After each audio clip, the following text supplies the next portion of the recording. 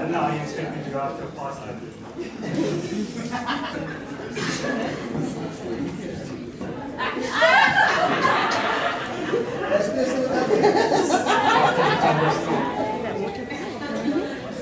Okay, we've got 10 minutes on the jump right in.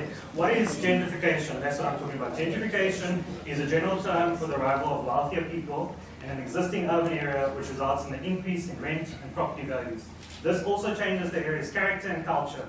The term is often used negatively, suggesting the displacement of poor communities by rich outsiders.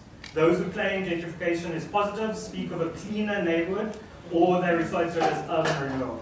This is the price for sanitized space, the relocation of the poor and the marginalized. So we've seen that happen in Salt River, just down the road here. And over a number of years, we've seen families who are part of the church that I work at being moved out of that neighborhood because they can no longer afford to live there. They're forced to move, and they're often forced to move to the urban edge, away from schools, places of worship, and other social services. The simplest explanation for that in my mind is that in this city we've left it up to the market to decide who lives where in the city.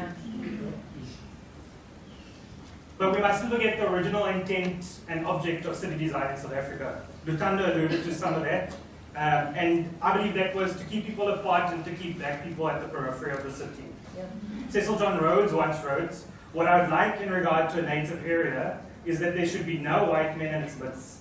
I hold that the natives should be apart from white men and not mixed up with them." That was later codified in apartheid spatial planning, which again Lutando spoke about, but it comes through in when Kailicha was founded as Dr. Piet Korenhoff in 1963 spoke about a policy of building a new township location to the east of Mitchell's Plain. And they put up shacks and shared toilets and ablution facilities. And that worked. This is a race dot map, which is similar to what Lutando did, but this is just racially. So all the pink dots are white people appropriately. And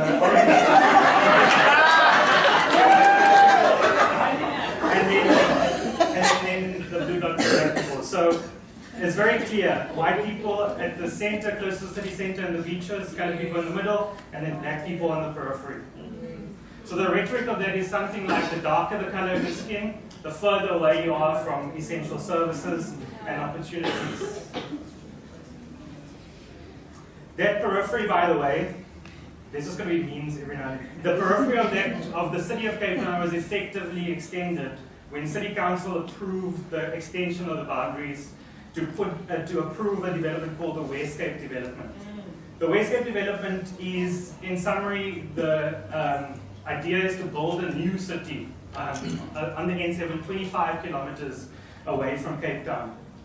And they're proposing to build 200,000 homes for 800,000 people. And that is to deal with some of the things that we're facing with housing and also location. But in 40 to 60 years ago, some of the neighborhoods that we have now in Cape Town were built, and we still aren't able to deliver basic services to them. So I'm not sure that we're going to be able to do that from scratch.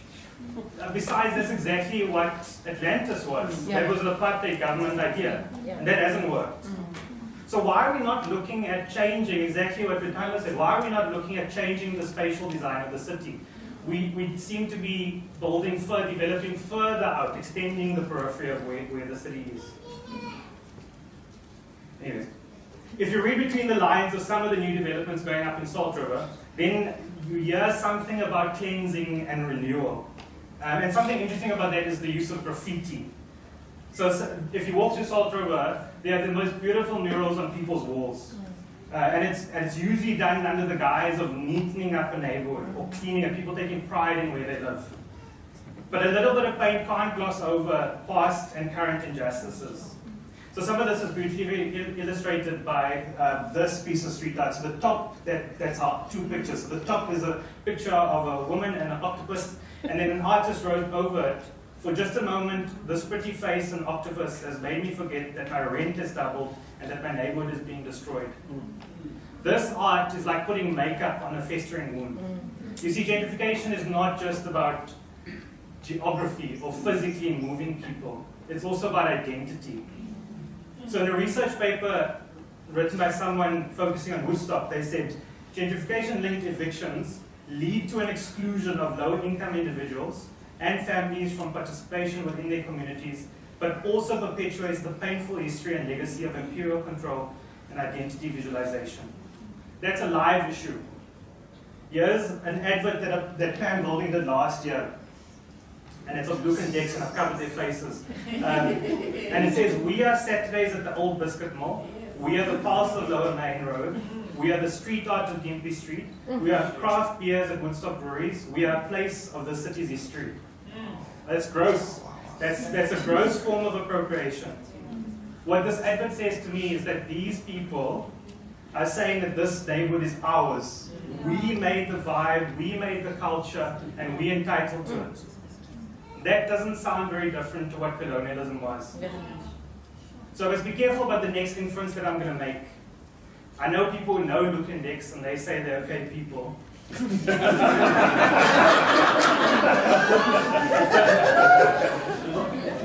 But the system they've come to represent is gross. They are the poster boys for a more sinister goal of a market-driven neoliberal global city. So it doesn't matter if it's Luke or Dex or Pam Golding or another representative. They're all representatives of the same cause. And alarmingly, the rhetoric of that cause is not very different to the colonial enterprise of Cecil John Rhodes. Yeah. Sorry that he features so much in this, but he once said, Africa is still lying ready for us. It is our duty to take it. It is our duty to seize every opportunity of acquiring more territory, and we should keep this one idea steadily before our eyes, that more territory simply means more of the Anglo-Saxon race, more of the best, the most human, most honorable race the world possesses. Isn't that what's happening in Cape Town? All of Cape Town lies before us. It's a bit of a free-for-all for developers in Cape Town at the moment. And in particular for those parts close to the city centre. There's something called the Urban Development Zone, which gives tax incentives to developers to build new developments in the city centre. But there's no mechanism to control the type of development that's being built. And so you have these marbled halls of opulence for only the super rich. And it's only ever accessed by the very wealthy. So once Jared Rousseau from Lufuna Kwazi speak about that, and he mentioned this new development in town. So this is a website for a development called the Onyx. And if you buy two of the apartments in that development, you get a free Jaguar. A Jaguar. Who is that place aimed at? Perhaps the most contentious of these types of enablers is the creation of spaces like the Old Biscuit Mill. It's a designated non-poor space. Artivist group Tokolos has a stencil that assigned that label. So the Biscuit Mill is a closed economy. Every Saturday, business pours in, and every Saturday afternoon, business owners pour out. But just one street behind the Biscuit Mill is a neighborhood in total disrepair. That side of the neighborhood is for poor people. Inside of the Biscuit Mill is for non-poor people. So this is what happens when you let the market dictate who lives where. The market is not a moral compass. It doesn't have the ability to answer the question of what's right and wrong. It can simply respond to the question, what is profitable? And profit can never be a proxy for morality. And that's where legislators have failed us. And the humanity in other people like developers and the city council. So let's get back to that Pam Golding advert.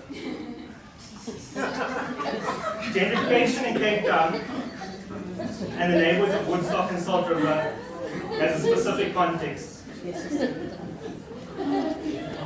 So I asked two of my friends who were born and raised in Salt River what their thoughts on gentrification were.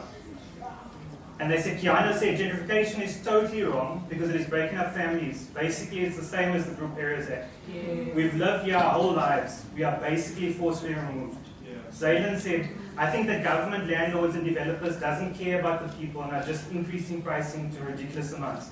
And people can't afford. So yeah, they are forced out and moved to areas that are foreign to some of them. But it's like apartheid all over again, which is one of the reasons Cape Town is filled with gangsterism. This issue matters because it affects real people. Some of the earliest plans of the VOC to segregate Cape Town involved building, not quite a wall like Donald Trump, but building a trench, and later on Jan van Riebeeck settled on building a hedge to keep people apart. And so from those early days, our ancestors were told that they don't belong in the city. See, as a colored person, my identity is complex. To say that I fully understand it would be a lie. And to say that it's confusing is an understatement. But what I've come to understand is that I'm of mixed descent. And so I have colonialist heritage, slave heritage, and indigenous people heritage within me. When I hear Luke and Dex making an inference about this neighborhood, I think they're also making an inference about the people in that neighborhood, because neighborhoods are made up of people. Yeah. So that gives me a bit of an identity complex. My slave ancestry says to me that I'm not someone whose land was taken away from him, but I'm someone who's taken away from his land. And my indigenous ancestry says to me that I don't belong in the city. And my colonialist ancestry says is a whitewashing of all of that. Because to be colored, and to be honest, is to want to be white. We fight for our heritage to be German and English and Dutch, but we let go of our heritage of color. This is a dislocated, dismembered identity. Salt River historically is a predominantly colored neighborhood. The majority of the historic families being evicted are colored. Some have lived there for 50 years, some were first evicted from District 6. And now through the market are forced into what they're calling temporary relocation areas as sanctioned by the courts and local government. These are not relocations, they're dislocations of dislocated people. These are people who are long ago written out of the history of South Africa. We are the court jesters of this country, good enough only to be in Trevor Noah jokes. Khadija Egan says in a poem, somewhere between here and there, between 1994 and the present, I was lost on the periphery of a South African story. We can't even assert our identity when Wade wins a race. And I'm not even denying colored privilege, I think that exists. So here we are, suspended in perpetuity between neither here nor there, forcefully removed again. History repeating itself like an old person retelling stories of their past. Gentrification is not about geography only, or that land question only. It is about people, it's about dignity. And that's why we must do something about it. So my last slide.